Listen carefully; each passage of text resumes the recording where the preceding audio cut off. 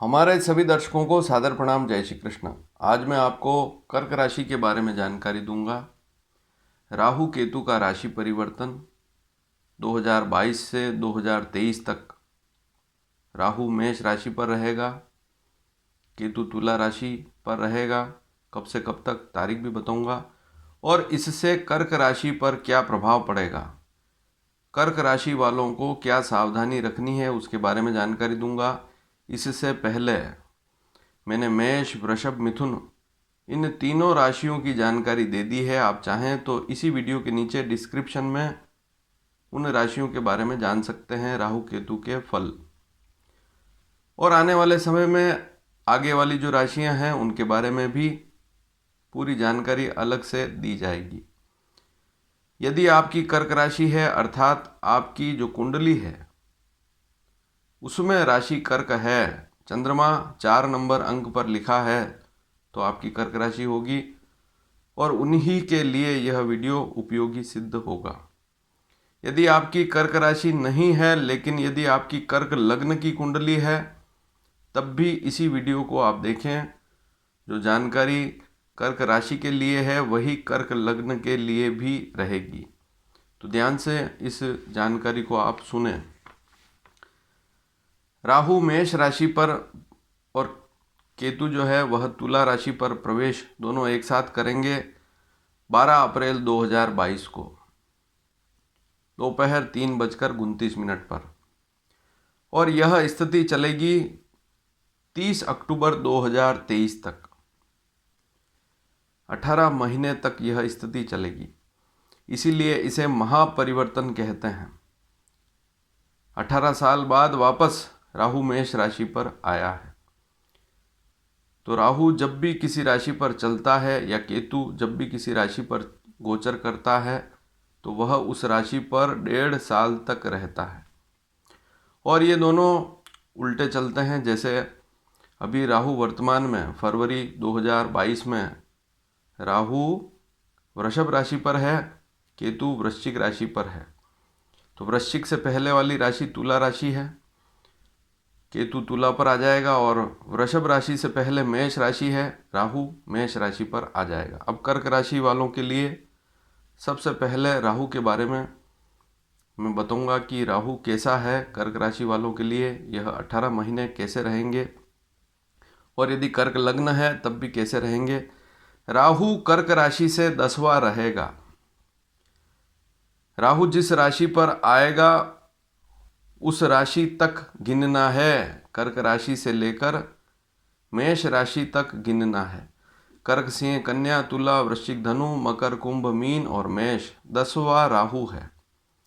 शास्त्रकारों ने 10वें राहु को शुभ कहा है, लेकिन राहु मेष राशि पर है, शत्रु मंगल की राशि पर है, इसलिए इसके कुछ नुकसान भी रहते हैं,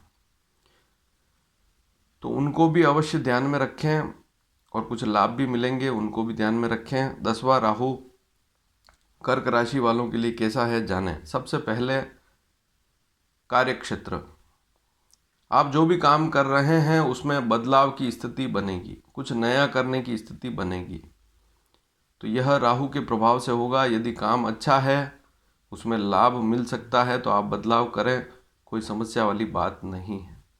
कोई गलत काम ना हो इस बात को समझ लें। यदि आप व्यापार में भी बदलाव कर रहे हैं, सबसे पहले कार्यक्षेत्र में दोनों चीज़ें आ गई, नौकरी और व्यापार, तो नौकरी बदल रहे हैं, बदलाव कर रहे हैं, तब भी कोई दिक्कत वाली बात नहीं। यदि अच्छी नौकरी है, पैसा अच्छा मिलने वाला है तो कर सकते हैं बदलाव आएगा राहु के कारण। और व्यापार में भी बदलाव कर सकते हैं, लेकिन थोड़ा सा सोच समझ कर करें, ज़रूरी है तभी करें, यदि लाभ अच्छा मिल रहा है तभी करें। राहु 10वां है, इसलिए पिता से कुछ मनमुटाव हो सकता है।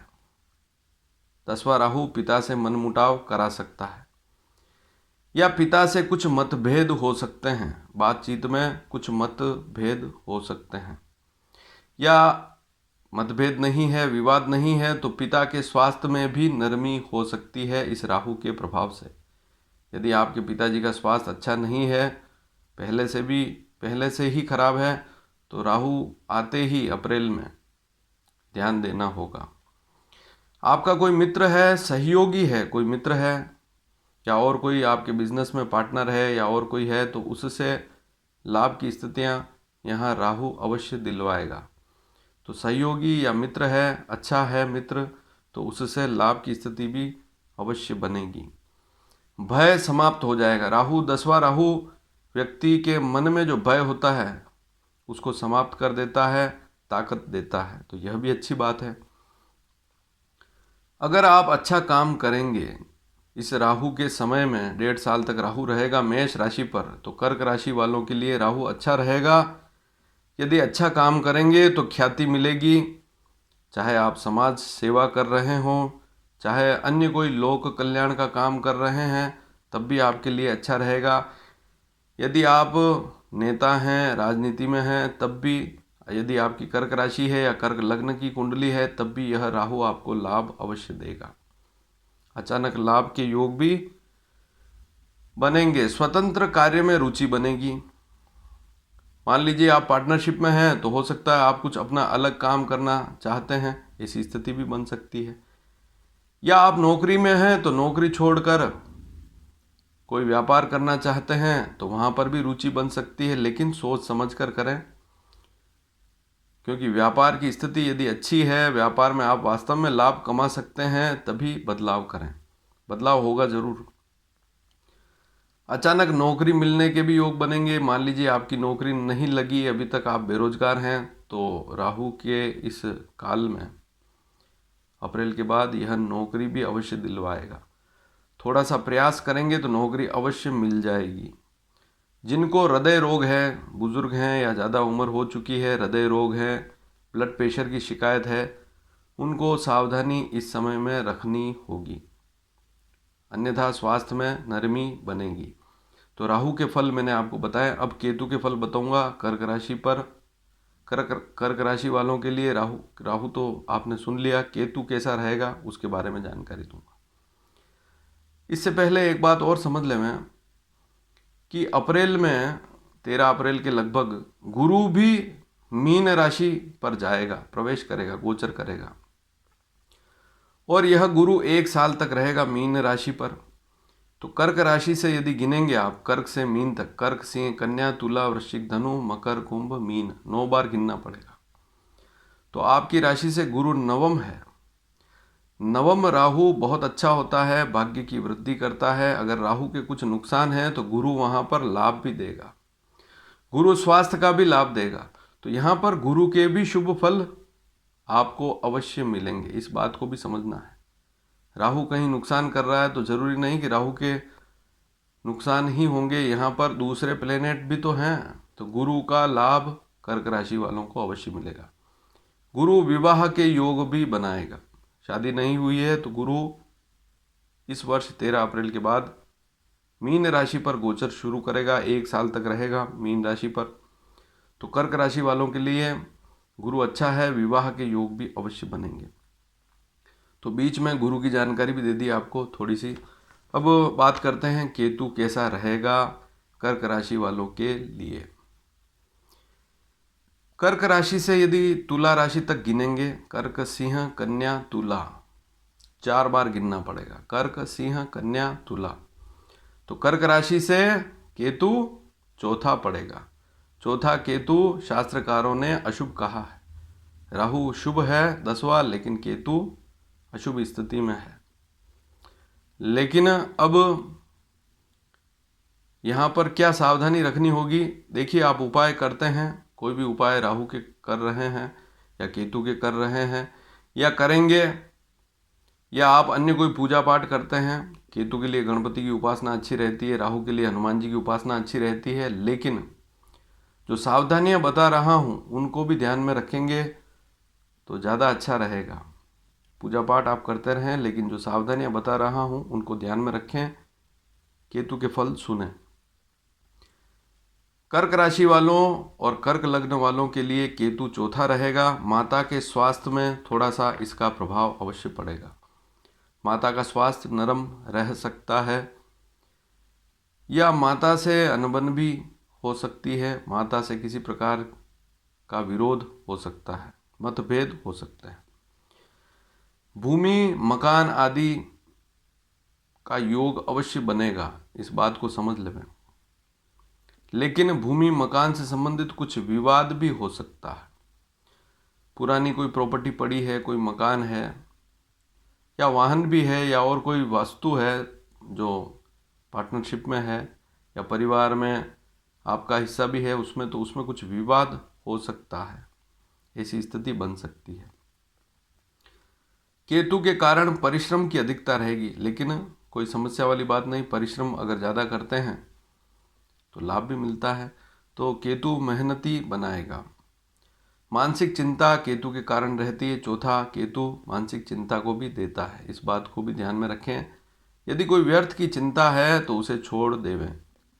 चिंता करने से शारीरिक रोग बढ़ते हैं। व्यर्थ की किसी प्रकार की चिंता आप ना करें, क्योंकि केतु का काम है। चौथा केतु मानसिक चिंता देगा और आपको चिंता नहीं करनी है। यदि कोई चिंता व्यर्थ की है तो ना करें। सुख के साधनों में थोड़ी सी मुश्किल रहती है। जैसे आप चाहते हैं कि मकान जल्दी बन जाए या भूमि जल्दी मिल जाए या वाहन जल्दी मिल जाए, तो थोड़ा सा उसमें कहीं न कहीं रुकावट, समस्याएं छोटी छोटी बनेगी जरूर केतु के कारण। स्थान परिवर्तन योग भी अवश्य होगा। मान लीजिए आप अपने गांव या अपने शहर में रहते हैं, लेकिन हो सकता है आप काम के सिलसिले में कहीं बाहर जा सकते हैं। बाहर जाने का या बाहर रहने का योग भी बन सकता है, इस बात को भी आप नोट कर लें। यदि आपको खांसी जुकाम रहता है, फेफड़ों से संबंधित कोई समस्या है, ठंडक के रोग होते हैं, तो आपको खान पान पर भी ध्यान देना होगा। ठंडी चीज़ें कम खानी है, स्वास्थ्य पर ध्यान देना है। अब इसमें एक चीज़ और है कि चौथा है केतु मन को भी प्रभावित करेगा। तो मानसिक चिंता तो रहती है, लेकिन आचरण भी अच्छा रखना पड़ेगा। मन की वृत्ति, आपका आचरण कैसा है? आचरण अच्छा रहेगा तो सब काम अच्छा होगा। यदि घर में भी किसी प्रकार का चिड़चिड़ापन आप करेंगे तो कुटुंब में भी कलह की स्थिति रहेगी। चौथा भाव सुख का भाव है, तो सुख में कमी कब होगी? यदि आप चिड़चिड़ापन करेंगे, गुस्सा करेंगे, तो घर में सुख की कमी होगी। या अन्य कोई व्यक्ति चिड़चिड़ापन करता है तो वहाँ उससे प्रेम से बातचीत करेंगे तो वहाँ केतु के जो बुरे इफेक्ट हैं कम हो जाएंगे।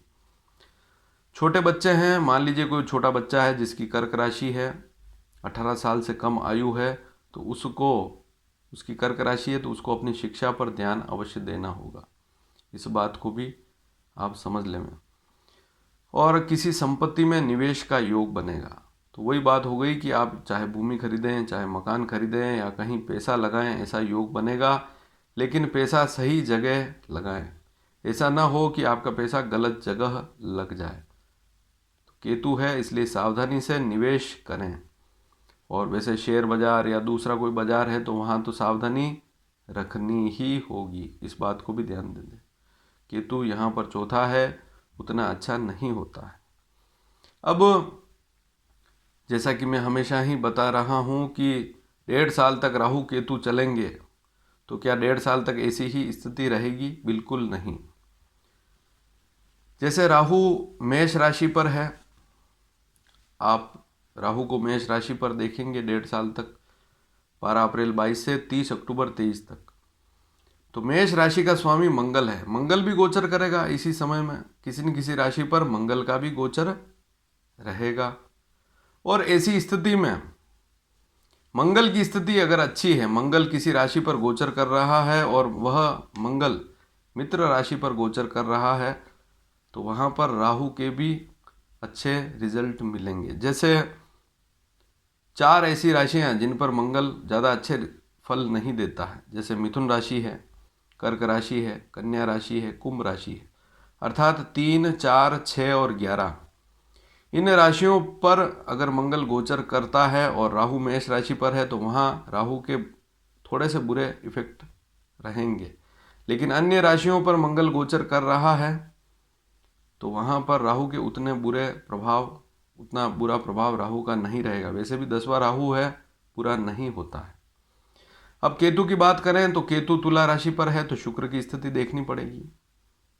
तो गोचर में शुक्र भी किसी न किसी राशि पर भ्रमण करेगा। उसकी जानकारी भी मैं आने वाले समय में देता रहूँगा कि अभी शुक्र इस राशि पर है, फिर आने वाले समय में शुक्र इस राशि पर जाएगा। तो इस चैनल के माध्यम से आपको जानकारियाँ दी जाएगी। अगर आज तक भी आपने इस चैनल को सब्सक्राइब नहीं किया है तो सब्सक्राइब अवश्य करें। तो शुक्र की स्थिति, शुक्र भी कर्क राशि, सिंह राशि, कन्या राशि और धनु राशि पर गोचर करेगा। उस समय केतु के ज़्यादा बुरे प्रभाव मिलेंगे। केतु का बुरा असर कब होगा? जब शुक्र भी शत्रु राशि पर होगा, जैसे कर्क राशि, सिंह राशि, 4 नंबर, 5 नंबर, 6 नंबर और 9 नंबर। कर्क, सिंह, कन्या और धनु, इन राशियों पर शुक्र चलेगा। उस समय केतु के भी रिजल्ट उतने अच्छे नहीं मिलेंगे।